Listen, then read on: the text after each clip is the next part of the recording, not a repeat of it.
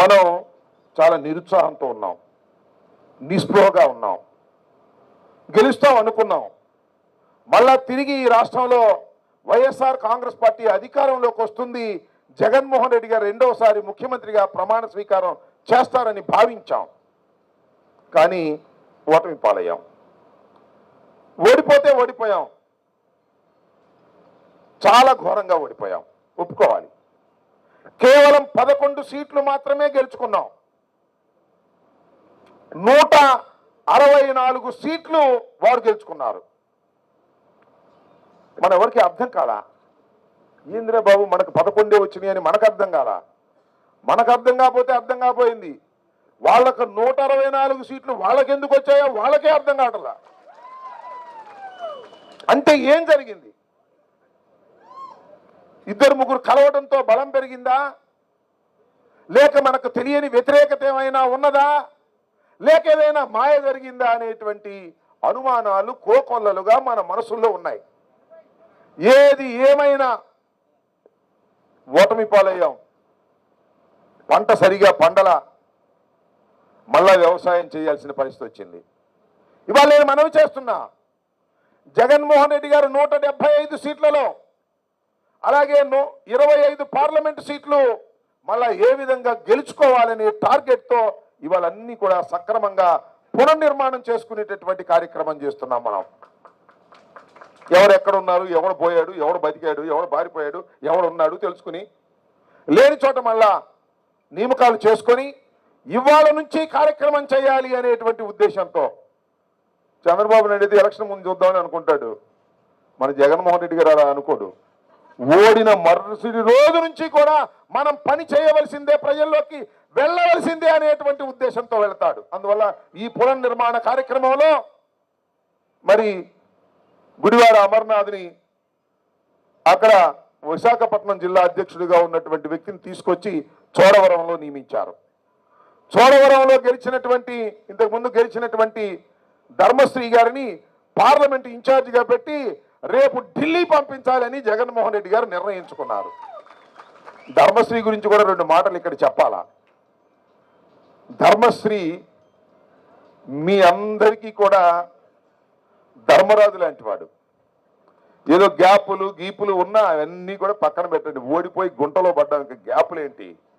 అన్నిటినీ వదిలేసి నేను ఒకటి మనవి చేస్తున్నా, నిరుత్సాహం నుంచే, నిస్పృహ నుంచే కషిస్తుంది, పట్టుదల వస్తుంది, శత్రువుని జయించాలనేటువంటి కోరిక పెరుగుతుంది. ఆ విధంగా పెరిగి ముందుకు వెళ్ళి శత్రువుని రాజకీయంగా ఓడించవలసినటువంటి బాధ్యత మీ అందరి మీద ఉంది, మా మీద కూడా బాధ్యత ఉందని ఈ సందర్భంగా మనవి చేస్తున్నా. ధర్మశ్రీ ఒక సరైనటువంటి స్థానంలో జగన్మోహన్ రెడ్డి గారు కూర్చోబెట్టారు. అందరినీ కలుపుకొని ముందుకు వెళ్ళి, అనకాపల్లి అనేది పార్లమెంటరీ నియోజకవర్గం, చాలా మంచి నియోజకవర్గం. ఈ నియోజకవర్గంలో విజయడంకా మోగించేందుకు అన్ని కూడా ఏర్పాట్లు చేసుకోవాల్సినటువంటి బాధ్యత మరి ధర్మశ్రీ గారికి, ముత్యాల నాయుడు గారికి ఉందనే విషయాన్ని నేను మీకు ప్రత్యేకంగా చెప్పాల్సినటువంటి అవసరం లేదు. ఇవాళ మనం చూస్తున్నాం, 8 మాసాలు అయింది. ఒకసారి మీరు వెనక్కి వెళ్ళి చూడండి. మనం ఒకసారి అధికారంలోకి వచ్చాం, రాజశేఖర రెడ్డి గారి పరిపాలన కూడా చూశాం. ఏ ప్రభుత్వమో కూడా 8 మాసాలలో ఇంత ప్రజా వ్యతిరేకత మూట కట్టుకున్న ప్రభుత్వమే లేదు. ఇంతకు ముందు చంద్రబాబు ప్రభుత్వం కూడా, చంద్రబాబు చీలిపోయిన రాష్ట్రంలో ఒకసారి గెలిచాడు, ఉమ్మడి రాష్ట్రంలో 2 సార్లు గెలిచాడు, చాలాసార్లు ఓటమి పాలయ్యాడు. ఆయన పరిపాలనలో కూడా 8 మాసాలకే ఇంత వ్యతిరేకతని మూటగట్టుకున్నటువంటి సందర్భమే లేదు. 11 సీట్లు వచ్చినప్పుడు అందరూ అన్నారు, మళ్ళా వస్తావా, మనం మళ్ళా అధికారంలోకి వస్తాం, ఏంది గాలి ఇంత గాలి అని అనుకున్న వాళ్ళు ఇవాళ అంటున్నారు, ఏమండి మళ్ళీ వచ్చేస్తాం మనం. చంద్రబాబు పని అయిపోయింది, సూపర్ 6 ఎగ్గొట్టేశాడు, ఏ పని చేయటం లేదు. సూపర్ 6 నేను ఇస్తానని చంద్రబాబు నాయుడు గారు ప్రతి మీటింగ్లో చెప్పాడు, దానికి గ్యారంటీ ఇచ్చాడు. ఎవరు? పవన్ కళ్యాణ్ గారు. జనసేన వాళ్ళు గ్యారంటీ ఇచ్చారు. ఏ మాటకు ఆ మాట చెప్పాలి. బీజేపీ మేము గ్యారంటీ ఇవ్వమన్నారు. ఈయన ఎగ్గొడితే గ్యారంటీ అని కూడా మాట్లాడట్లా. కామలో కూర్చున్నాడు. అప్పుడైతే గ్యారంటీ ఇచ్చేశాడు. రోజు పొగుడుతున్నాడు ఇవాళ చంద్రబాబు నాయుడు గారిని. చంద్రబాబు నాయుడు గారు ఉన్నంత కాలం ఆయనే ముఖ్యమంత్రిగా ఉండాలంట. ఒప్పుకుంటారా? మీరు నేను ఒప్పుకున్నా, జనం ఒప్పుకున్నా, వాళ్ళ భార్య వాళ్ళ అబ్బాయి ఒప్పుకునేటట్లేరు.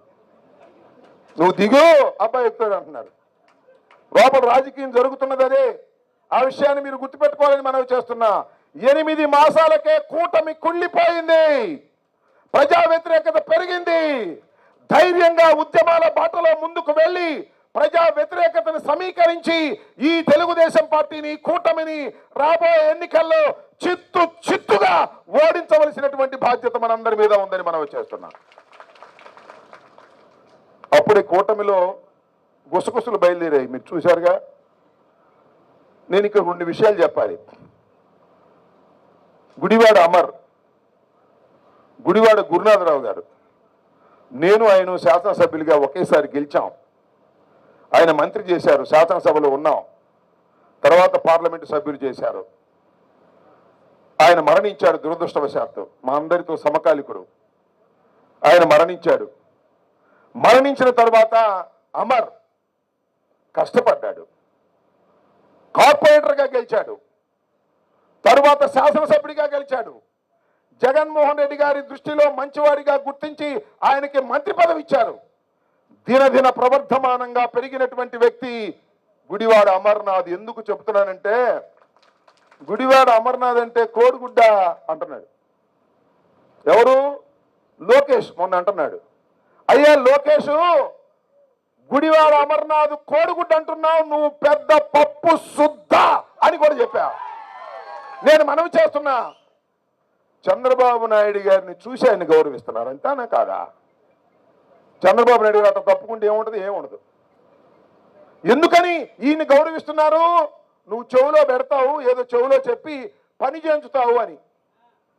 లోకేష్ అంటే చెవులో చంద్రబాబు నాయుడు గారికి చెప్పి పని చేయించి, ఈ లోకేష్ సూటు కేసులు తీసుకోవడానికే పనికొస్తాడు తప్ప పరిపాలనకు పనికిరాడు. మొన్నేళ్ళ గాల్లో 90,000 గెలిచి గెలవచ్చు.